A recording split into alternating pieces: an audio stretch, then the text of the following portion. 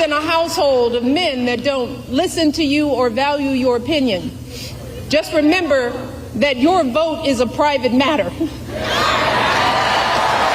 Regardless of the political views of your partner, you get to choose.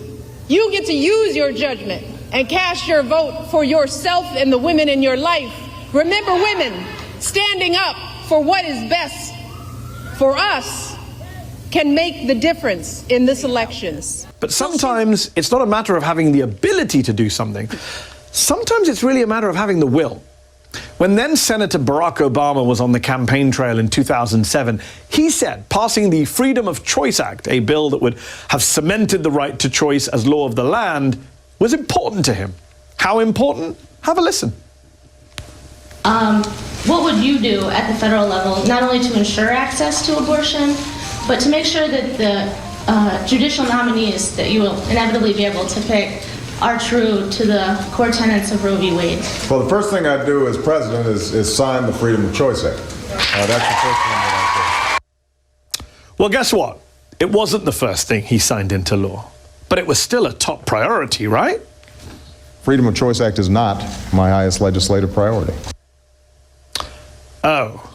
Well, if there was ever a time to codify Roe, the start of the Obama administration was that time.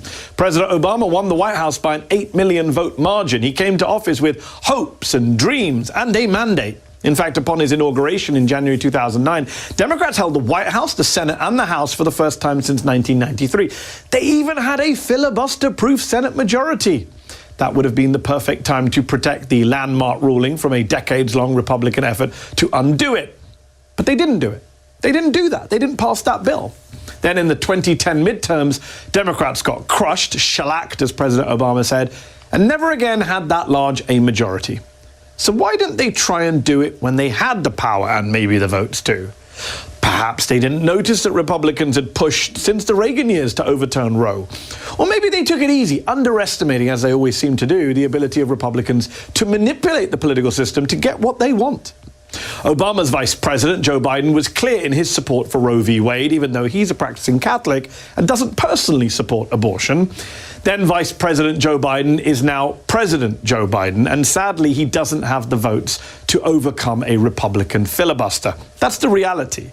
So you'd expect him to now get behind abolishing the filibuster to save women's reproductive freedoms, would you not? Not quite. President, can it do away with the filibuster to codify Roe?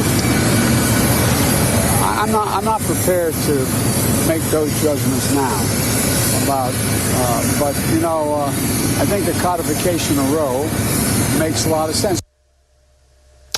What I heard there was, now is not the time. So you have been clear that that is a priority, but what you have not been clear on is what that bill would look like. You've talked about restoring Roe versus Wade. But I am very clear. But you've not said what restrictions you would support. I support Roe versus Wade being put back into law by Congress and to restore the fundamental right of women to make decisions about their own body. It is that basic. But you know there are restrictions. With Roe versus Wade, there were restrictions after viability. We would not be debating this if Donald Trump had not hand-selected 3 members of the United States Supreme Court with the intention they would undo the protections of Roe v. Wade. Yes, my first priority is to put back in place those protections and to stop this pain and to stop this injustice that is happening around our country. And I'm kind of surprised, but also not, because they have had opportunity after opportunity after opportunity to codify Roe.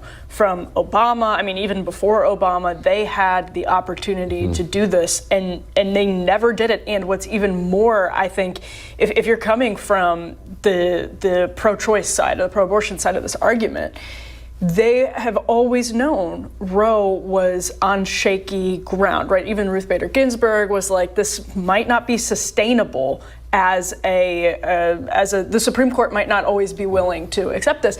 And time and again, they use voters, they say, we're all in favor of this, and they don't do anything about it.